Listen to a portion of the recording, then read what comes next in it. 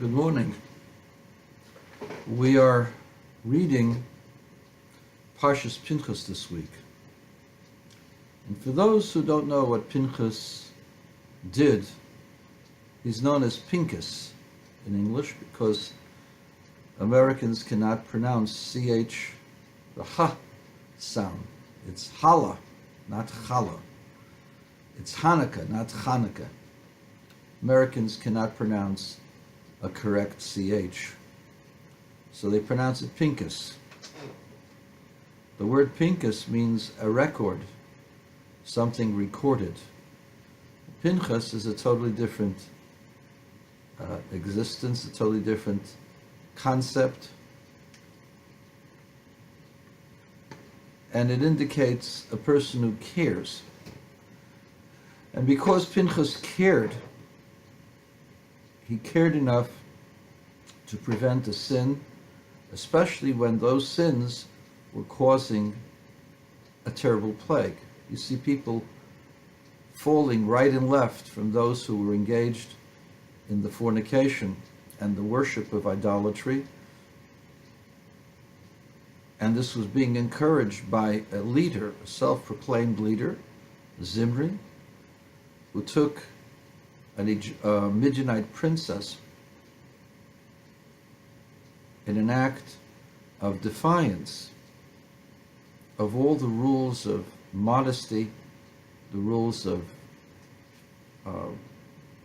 purity of the Jewish people, and against the exhortations of Moshe Rabbeinu that this would lead to idol worship, which it did.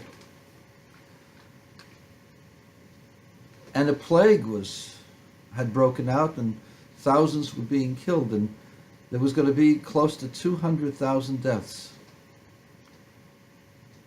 Pinchas took a spear and went after Zimri, and before Zimri could consummate his deed, he and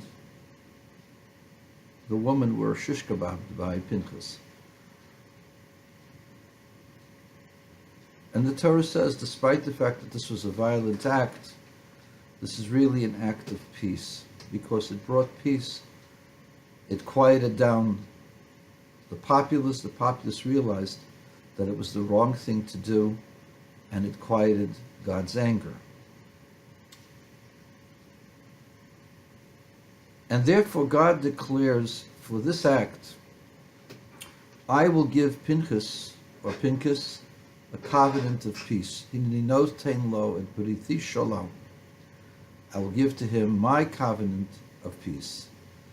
Now the word peace in the Torah is written shalom with 4 letters, shin, lamed, vav, mem.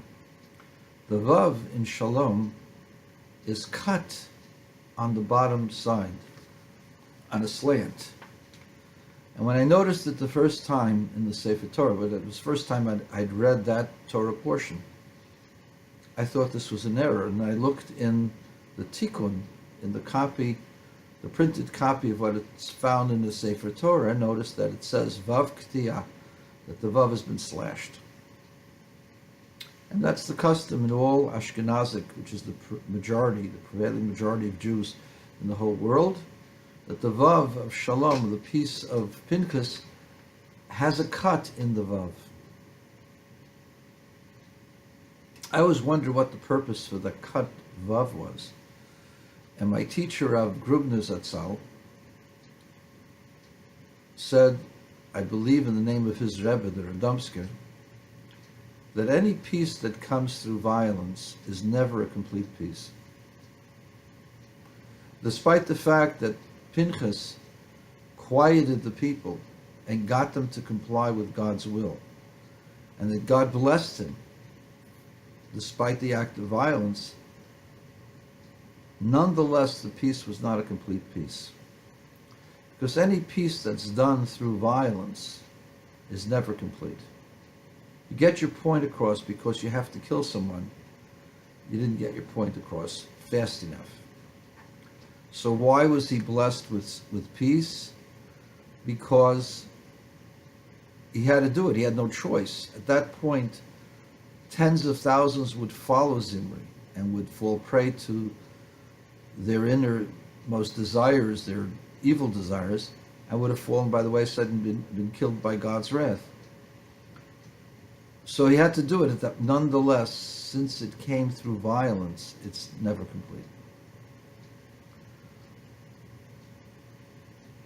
When is it complete? When there's a dialogue and you make your point and people understand your point. What am I referring to? What's the lesson that we could learn? We see in certain parts of the world when people can't win an argument,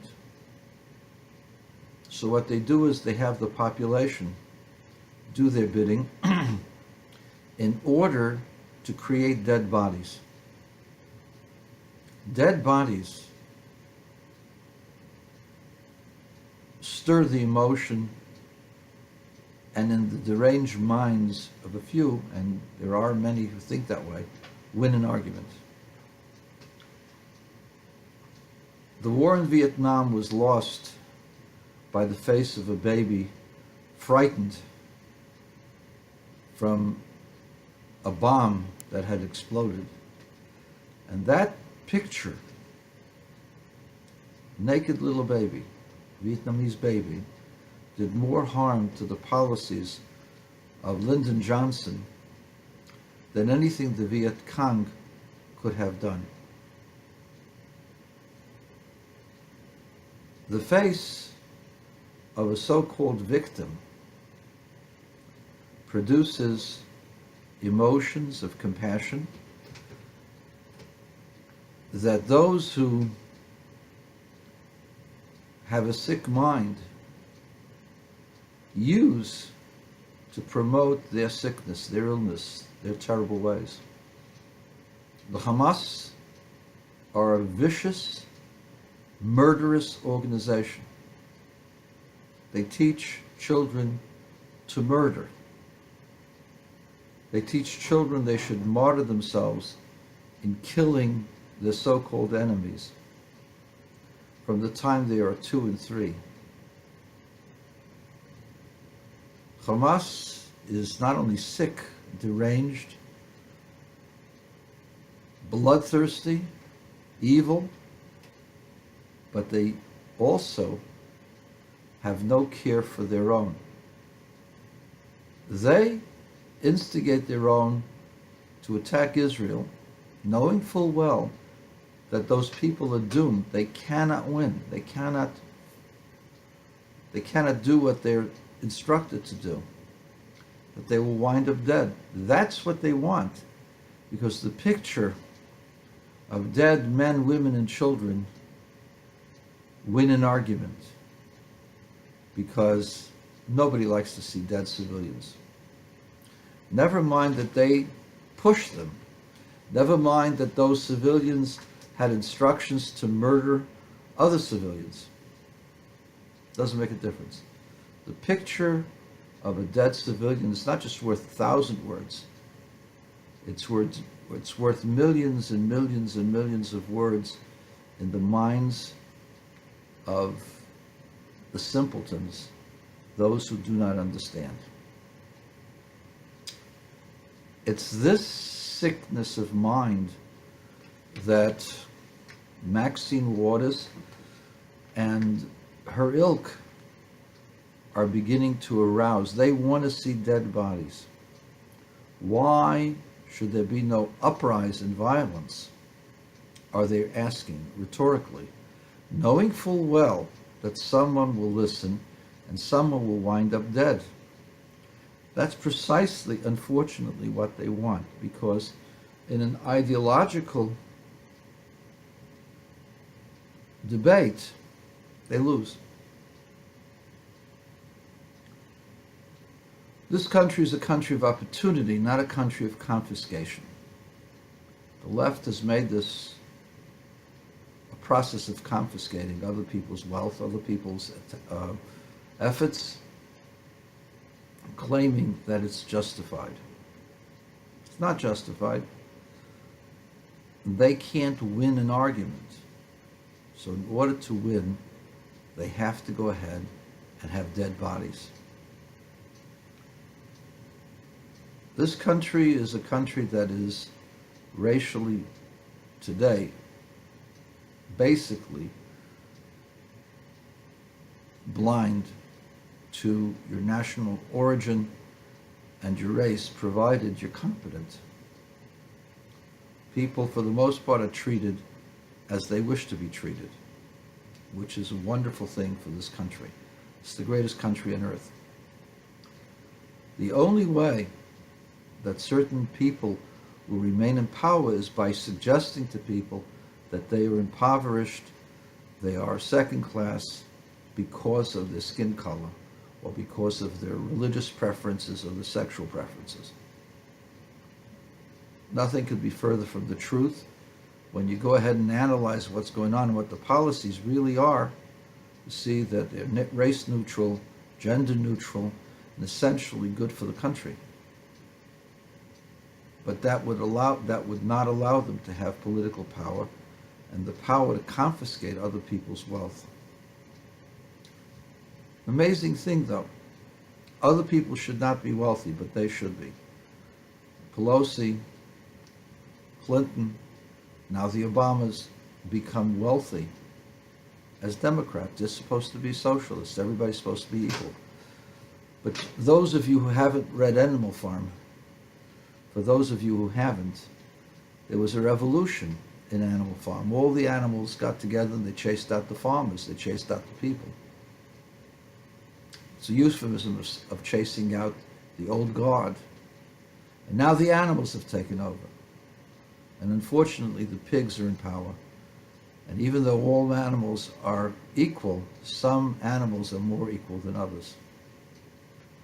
And that's what happens when socialists take over. They want dead bodies because they can't win an argument. Hamas wants dead bodies because otherwise they can't win an argument. The Midianites wanted dead bodies because that's the only way they thought they could win an argument. But the Torah stepped in and said, dead bodies don't win an argument. Righteousness, correctness wins an argument. Now, how come people responded and accepted Pinchas's act? Because Pinchas was from the family of Aaron. The people of Aaron's family were not warriors. Aaron was not a warrior, didn't take up arms. Moses took up arms. Moses was a man of war, because Moses had been educated in Pharaoh's palace and had been a man of war. Aaron was a man of peace. His family were people of peace. If a man of peace is so agitated that he had to do a violent act, people understood that there had to be justification for that. And that's why Pinchas won. His act of vengeance scored because people understood that it was wrong, whatever was happening.